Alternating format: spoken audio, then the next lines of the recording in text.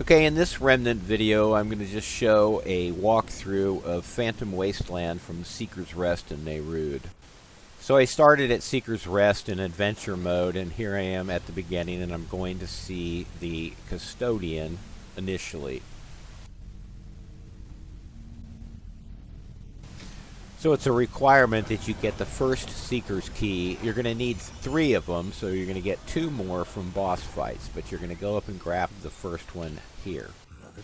At the end of the 2 required boss fights, before you can fight the world boss, which is Shahala for Seeker's Rest, you're going to come to the same location and grab 2 more keys, and they're going to lead you right to that location where you got the first one.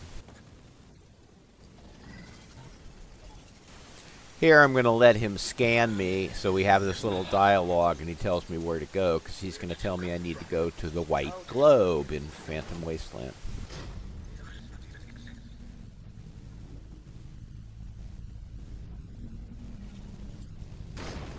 Your presence creates new interesting possibilities. I have many questions.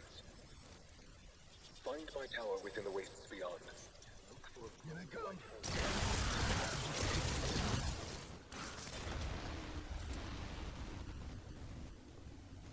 To progress in this game, to get to the final outcome, you need to go through the doors that have a yellow marker over them with an exclamation point.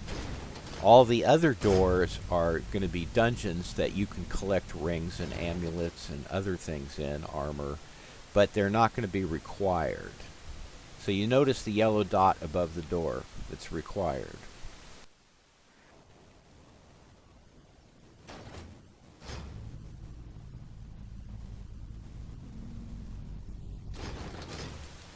So here we're stepping out into Phantom Wasteland, the first region, and there's a little world stone to the right. You want to go touch that just to activate it.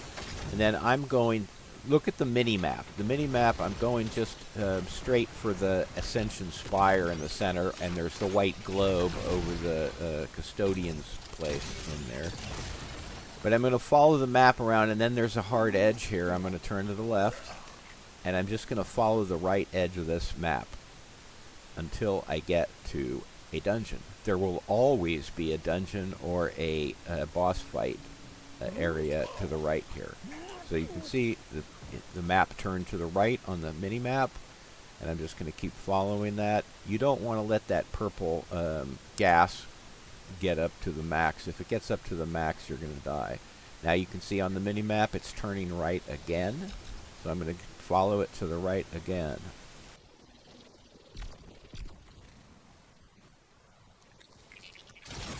So I'm going to encounter a structure of some sort to the right here, and if I go down this area as an entrance, it's going to lead me to an elevator and a door that will take me to either a boss fight or a dungeon.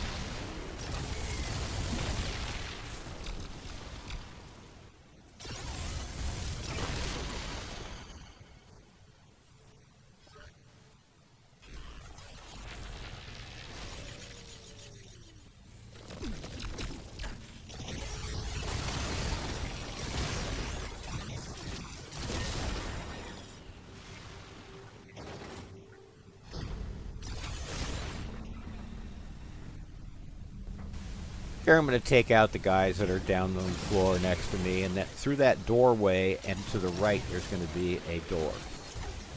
So on the mini-map you can see there's a yellow dot above the door, which means it's a boss fight. So we're entering the Putrid Domain, which is where the Rolly Sewer Monster is the boss fight. So now I'm going to progress by going to see the Custodian, because he's going to give you what you are required to have, an interaction with him that tells you that you need to go find the Seeker's Keys. And you get the Seeker's Keys by killing the 2 pre-bosses. That'll lead you right to get the Seeker's Keys. After you get the 3rd one, you can go to Ascension Spire and fight Shahala. The doorway to go see the Custodian is in that area below that white globe at the top of that spire.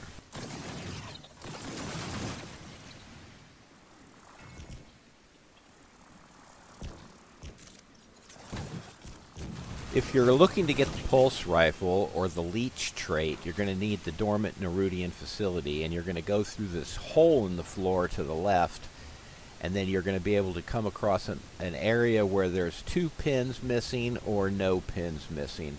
If you get the one where there's 2 pins missing, and you're going to have to roll it, I had to roll it 13 times, then you're guaranteed to get the pulse rifle. If you want to get the leech trait, you're going to have to get the dormant Nerudian facility in co-op, where a friend goes in and takes out the aberration there while you stay outside and get gassed and die. That gives you the leech trait.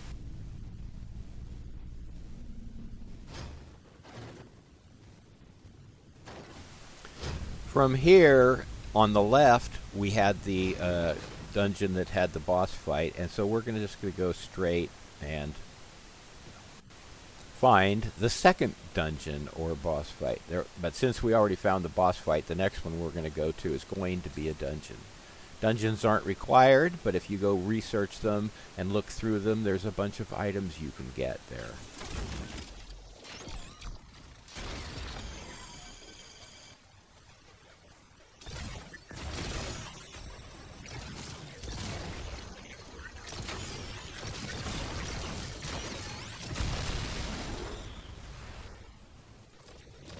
So when we look on the mini-map, you see the circular indicator that there's an elevator.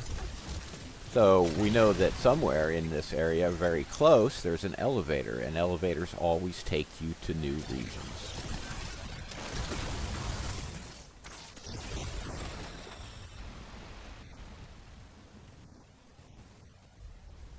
It's always helpful to open your map and look at it 3-dimensionally and note all the different locations that are available on there so you get an idea of where you are.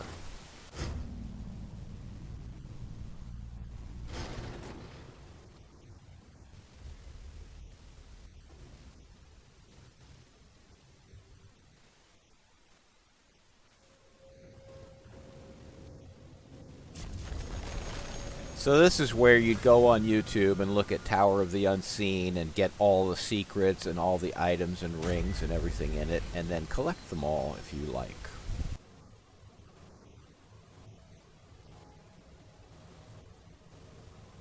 This map is my completed Seeker's Rest start point from my main campaign, and you can see all the different areas that I've accessed. After you complete your first boss fight, you'll get the next Seeker's Key, and you'll be dumped into Timeless Horizon, the second area. So I hope this video has helped you feel a little less lost in NeRud. Here I'm going to show what you're doing when you start at the Forgotten Prison instead of Seeker's Rest in NeRud, in case you get that role in your campaign.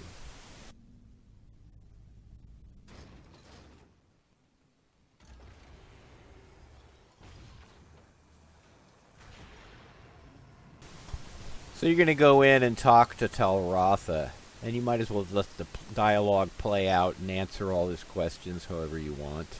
And then you're going to be disposed into the Abyssal Rift, where you're starting the journey. It's going to be hard to find the Soul Spark, so you have to know what to look for and go and get it. And it's going to be in the Aeon Vault, the second section, not Abyssal Rift.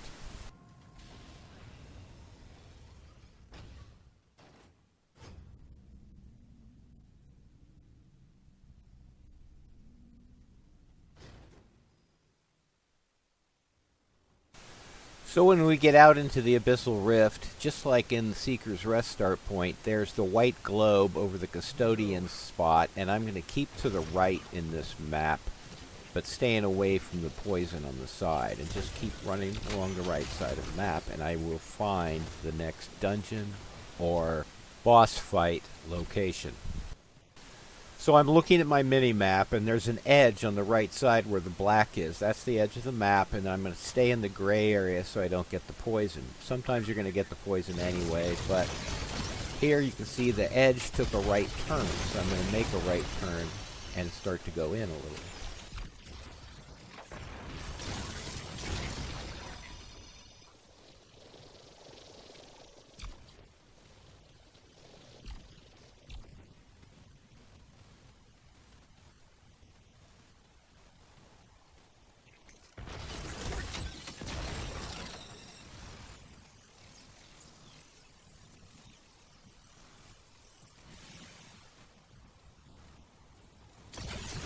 So if we're looking at the mini-map, there's the telltale circular dots there that indicate that there's a elevator. You want to go to always where there's an elevator if you can access it. So here's the access point.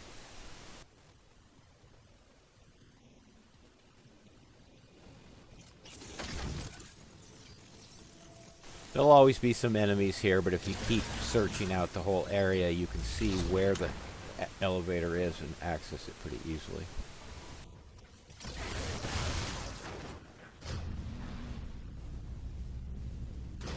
So once you come up to this door, you can see on the mini-map it doesn't have a yellow dot over it, so it's not a boss fight, it's a dungeon. And you can just research online to get all the stuff that's in the Terminus station and collect it all. In addition, since it's the Terminus station, you can get one of the pins you need if you go down to the Custodian's center and drop down through the floor and get another purple item there.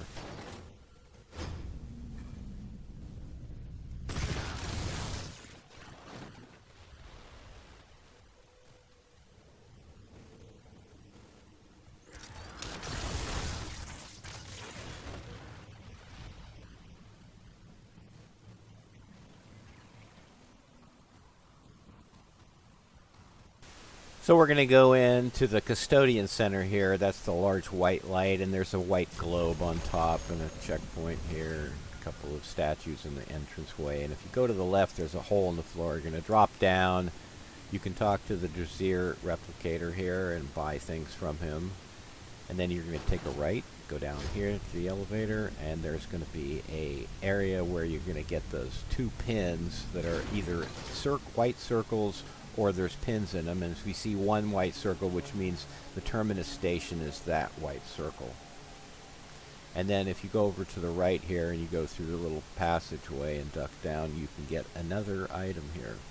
If you've collected it already, you just get scrap.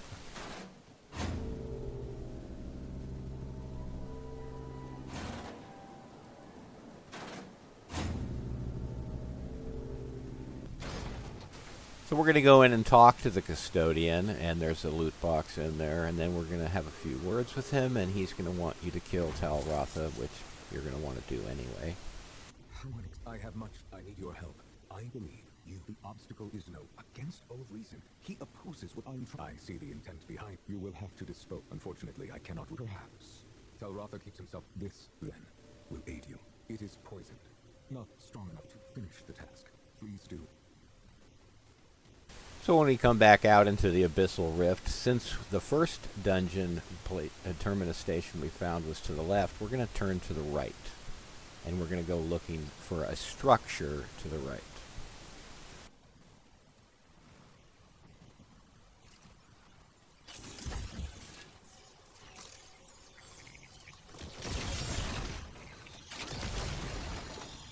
Now, I'm not seeing any circular elevators around here, so I'm going to keep going to the right. Shit. This structure looks promising.